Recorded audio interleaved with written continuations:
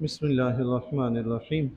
آج الحمدللہ ہمارا 24واں درس ہے مشکوٰۃ شریف کی کتاب سے۔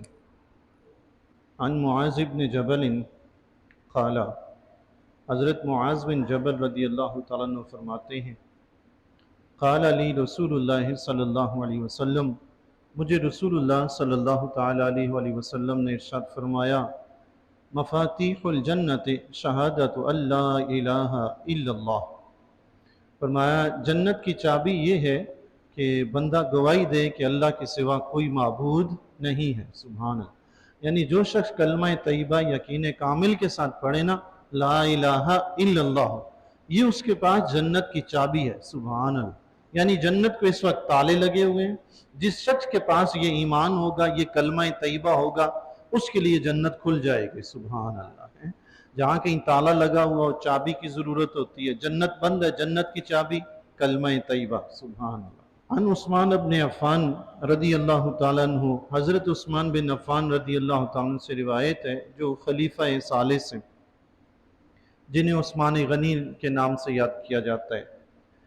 آپ فرماتے ہیں، ان رجالا من اصحاب النبی صلی اللہ علیہ وسلم حین توفی النبی صلی اللہ علیہ وسلم حزنوا علیہ، کہتے ہیں جب حضور علیہ السلام کا وصال مبارک ہوا تو صحابہ کرام میں سے کچھ حضرات بہت ہی غمزدہ ہوئے، انتہائی غمزدہ ہوئے، حتیٰ کاد بعضهم یوسوس، حتیٰ کہ قریب تھا کہ بعض حضرات وہم کی بیماری میں مبتلا ہو جاتے، اتنے پریشان ہو گئے تھے آقا علیہ السلام کے وصال کے بعد۔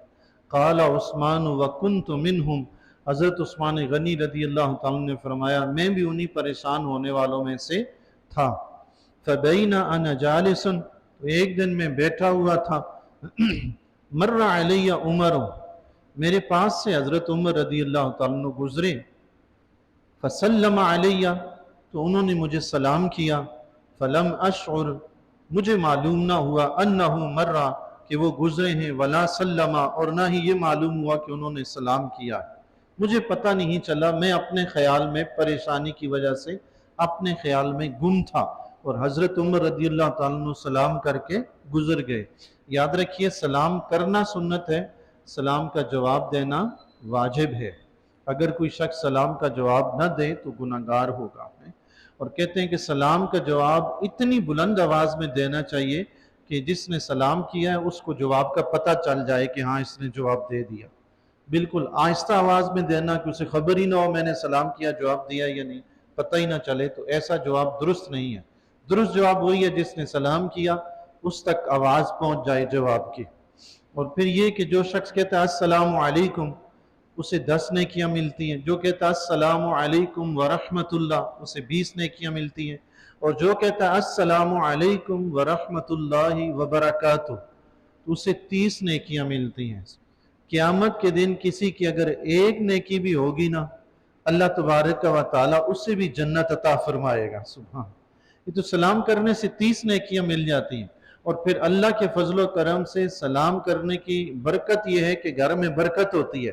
میں ایک بزرگ تھے میرے نمازی، ان نے مجھے اپنا ایک واقعہ سنایا، کسی بزرگ سے ان کی ملاقات ہوئی، ان کی بیٹیاں تھیں 6 یا 7، اور بیچارے بہت پریشان تھے مالی لحاظ سے، تو بیٹیوں کی شادیوں کی وجہ سے پریشان تھے، غریب تھے بہت زیادہ۔ تو کہتے ہیں کہ انہوں نے مجھے بتایا کہ ان کو کوئی شخص راستے میں ملا، انتہائی خوبصورت چہرے والا، پر رونق چہرہ تھا، سفید لباس تھا، سفید داڑھی تھی، تو انہوں نے ان سے کہا کہ تم ہر کسی کو سلام کیا کرو، ہر کسی کو سلام کیا کرو۔ کہتے ہیں انہوں نے سلام کی عادت بنا لی، ہر مسلمان کو جو بھی جانتا ہے پہچانتا ہے نہیں، ہر ایک کو سلام کرتے۔ وہ فرماتے تھے کہ اس بزرگ کا کہنا تھا اس سلام نے اللہ کے فضل و کرم سے ایسی برکت دی، میرا اپنا گھر بھی بن گیا، بچوں کی شادیاں بھی ہو گئی۔ سبحان اللہ۔ حضور علیہ السلام نے حضرت انس رضی اللہ تعالیٰ سے فرمایا تھا، اے انس اپنے گھر والوں کو سلام کیا کرو، اس میں تمہارے لیے بھی برکت ہے، تمہارے گھر والوں کے لیے بھی برکت ہے۔ گھر سے نکلیں تو سلام کر کے نکلیں، گھر میں جائیں تو سلام کر کے جائیں۔ سبحان اللہ۔ حتیٰ کہ ایک حدیث شریف میں آتا ہے آقا علیہ السلام نے فرمایا، سلام کی برکتیں دیکھیں جی، آقا علیہ الصلوۃ والسلام نے فرمایا اس ذات کی قسم جس کے قبضہ قدرت میں میری جان ہے، لا تدخلون الجنت حتی تؤمنوا، تم اس وقت تک جنت میں داخل نہیں ہو سکتے حتیٰ کہ ایمان لے آؤ، ولا تؤمنوا حتی تحابوا، اور تم اس وقت تک مومن نہیں ہو سکتے جب تک تم مسلمان آپس میں محبت نہ کرنے لگو۔ ہاں، ایمان کامل تب ہوگا، مومن پکا بندہ تب بنے گا جب سارے مسلمانوں کی دل میں محبت ہوگی۔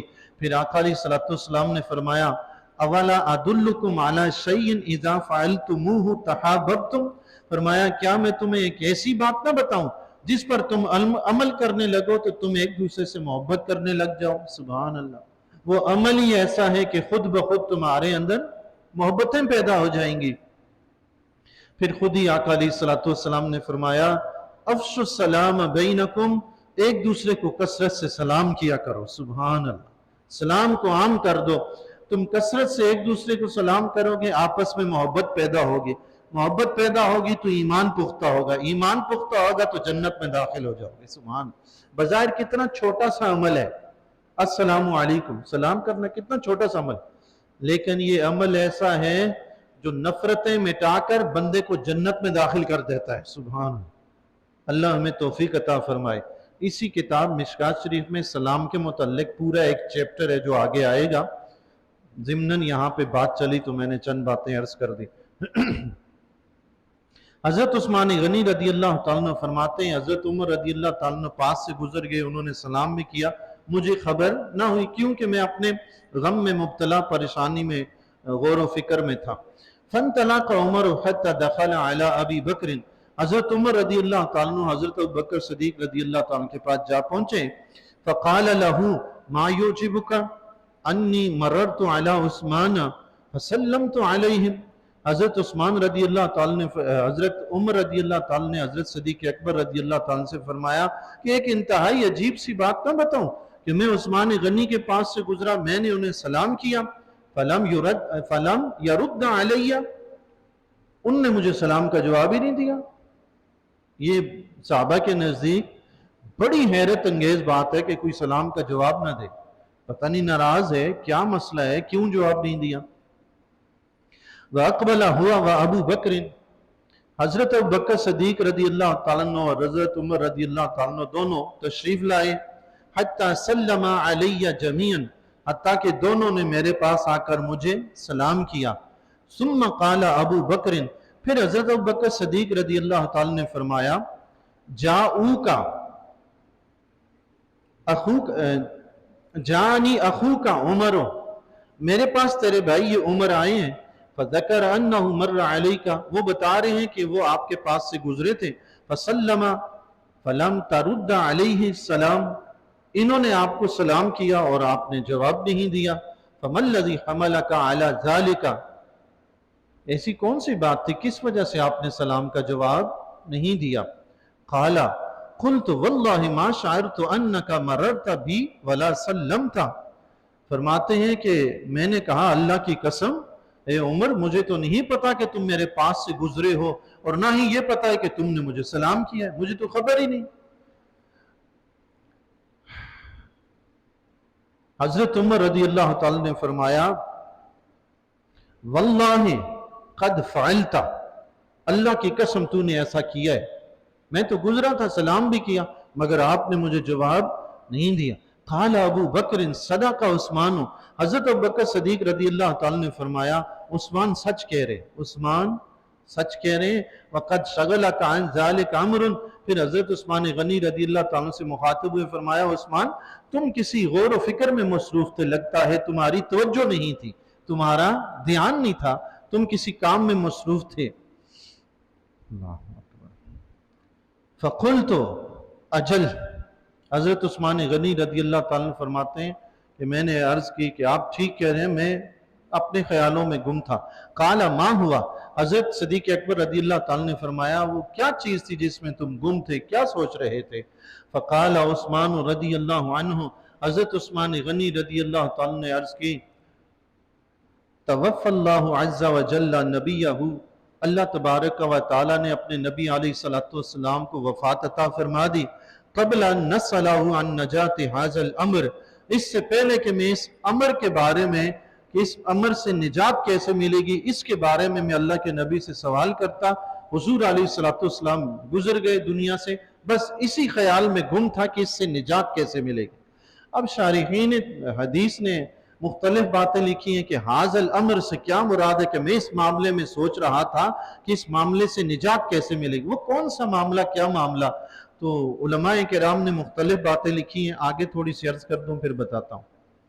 قال ابو بکر، حضرت ابو بکر صدیق رضی اللہ تعالی نے فرمایا، قد سألتہ عن ذالک، میں نے اس کے متعلق پوچھ لیا تھا۔ سبحان اللہ، سبحان اللہ۔ عثمان غنی فرماتے ہیں کہ مجھے بڑا افسوس ہوا، حضور علیہ السلام چلے گئے اور میں یہ نہیں پوچھ سکا کہ اس معاملے سے نجات کیسے ملے گی۔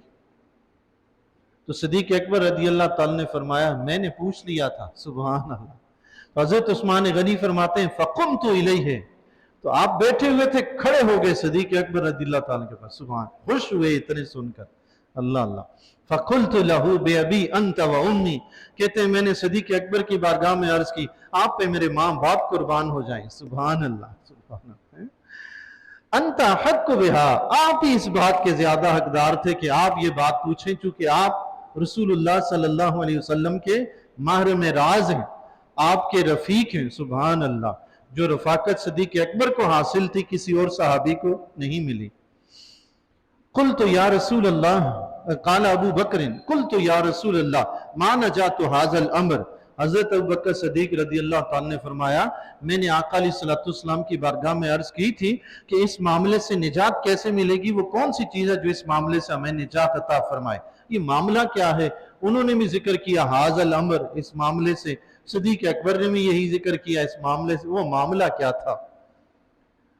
نجات کے متعلق پوچھا تو آقا علیہ السلام نے فرمایا، فقال رسول اللہ صلی اللہ علیہ وسلم، آقا علیہ السلام نے ارشاد فرمایا، من قبل منی الکلمۃ التی عرضت علی عمی، جو شخص مجھ سے وہ کلمہ قبول کر لے جو میں نے اپنے چچا پر پیش کیا تھا، چچا سے مراد ابو طالب ہیں، فردہا علیہ، تو انہوں نے اسے قبول نہیں کیا، انہوں نے اسے قبول نہیں کیا، فَهِيَ لَهُ نَجَاتٌ، اس معاملے سے نجات یہی ہے، وہی کلمہ اس معاملے کی نجات ہے۔ وہ کلمہ کیا تھا؟ کہو لا الہ الا اللہ محمد رسول اللہ، اللہ کے سوا کوئی معبود نہیں، حضور علیہ السلام اللہ کے رسول ہیں، یہ اس معاملے سے نجات ہے۔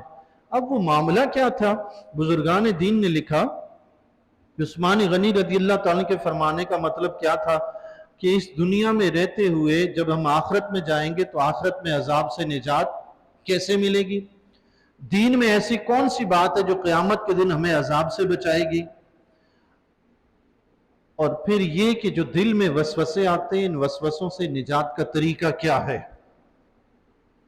تو اکثر شارحین نے اسی بات کو ترجیح دی ہے کہ عثمان غنی پہلے تو ایمان لا چکے تھے، ایک عرصے سے مکہ میں تھے تو ایمان لے آئے تھے، شروع اسلام میں 4واں یا 5واں نمبر ہے آپ کا ایمان لانے کا، تو یہ کیسے ہو سکتا ہے کہ آپ کو کلمہ طیبہ کا نہ پتا ہو کہ قیامت کے دن وہ نجات دلائے گا؟ تو یہ تو پتا تھا آپ کو۔ مسئلہ اصل میں یہ ہے کہ دل میں جو وسوسے پیدا ہوتے ہیں ان سے نجات کا طریقہ کیا ہے، اسی کے متعلق پوچھ رہے تھے عثمان غنی رضی اللہ تعالیٰ عنہ۔ حتیٰ کہ مسند ابی یعلا کی ایک حدیث میں اسی طرح کی حدیث ہے، اس میں آپ نے وضاحت بھی فرمائی ہے صدیق اکبر رضی اللہ تعالیٰ کے سامنے کہ دل میں شیطان کے ایسے ایسے وسوسے پیدا ہوتے ہیں، اگر کوئی شخص مجھے دنیا کی ساری دولت بھی دے کر پوچھے کہ کیا وسوسہ ہے، میں تب بھی اسے زبان پہ لانا گوارا نہیں کرتا، ایسے برے برے وسوسے ڈالتا ہے شیطان۔ دیکھیں حضرت عثمان غنی رضی اللہ تعالیٰ کون ہے؟ صحابی رسول، خلیفہ سوم، تیسرے خلیفہ۔ اگر ان کے ساتھ شیطان یہ ماجرا کر سکتا ہے تو ہم کس بات کی مولی ہیں بھائی؟ اکثر حضرات پریشان ہوتے ہیں، بہت خیال آتے ہیں، بہت وسوسے آتے ہیں، کیا کروں؟ صبر کریں، ان وسوسوں کو زبان پر نہ لائیں۔ دل میں وسوسے ہمارے قابو میں نہیں ہیں، وہ شیطان نے تو اللہ تعالیٰ سے اجازت لی ہوئی ہے نا قیامت تک کے لیے، تو رب نے تو اس کو اجازت دی ہوئی ہے، اس نے تو اپنی حرکتیں کرنی ہیں، لیکن وہ وسوسے جو الٹے سیدھے دل میں لاتا ہے نا، انہیں زبان پر نہ لائیں۔ گرفت اسی وقت ہوگی جب زبان پر آئے گا۔ تو پھر ان وسوسوں سے اس کلمہ طیبہ کے ذریعے نجات کیسے ہوگی؟ فرمایا آقا علیہ الصلوۃ والسلام نے یہ طریقہ بتا دیا کہ تم کلمہ طیبہ پڑھ کر اسلام پر ڈٹ جاؤ، استقامت اختیار کرو، پھر یہ شیطان جتنے مرضی وسوسے لاتا رہے، قیامت کے دن تمہاری نجات ہو جائے گی انشاءاللہ۔ سبحان، اسلام پہ ڈٹ جاؤ، بس ظاہراً آپ سے غلطی نہ ہو جو اسلام کے خلاف، ایسی بات نہ ہو۔ دل میں وسوسے آتے ہیں تو اسے چھوڑ دیں، اس سے چھٹکارا بہت مشکل ہے۔ تو کلمہ طیبہ پڑھ کے ایمان لے آئے، اس پر ڈٹے رہے، اسی پر خاتمہ ہوا تو قیامت کے دن انشاءاللہ نجات نصیب ہو جائے گی، شیطان چاہے جتنے ہی وسوسے ڈالتا رہے ہیں۔ اللہ تعالیٰ سے دعا ہے کہ اللہ تبارک و تعالیٰ اس ایمان پر ہمیں تا دم آخر قائم رہنے اور دین اسلام کے مطابق زندگی بسر کرنے کی توفیق عطا فرمائے۔